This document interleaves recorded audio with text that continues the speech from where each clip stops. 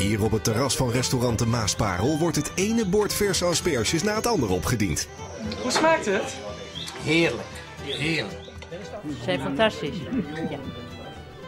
Maar wat niemand weet is dat hier aan de overkant van het restaurant noeste arbeid wordt verricht om de keuken iedere dag van een grote voorraad geschilde asperges te voorzien.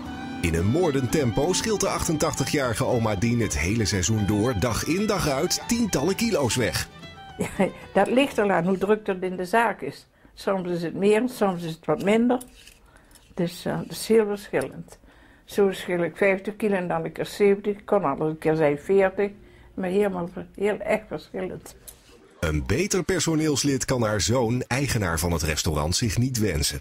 Ieder jaar komt de vraag in maart van mam, wil je weer asperges schillen dit jaar? En ja, ze doet dat ieder jaar met veel overgave. Ze doet het nu volgens mij voor het 18e jaar en nog nooit problemen mee gehad. Een werknemer waar je trots op kunt zijn.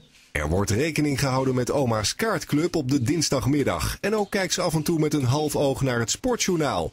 Verder schilt ze onverstoorbaar door. En salaris vraagt ze ook al niet. Alhoewel... Het geheime wapen van mijn moeder. Een glaasje cognac op zijn tijd.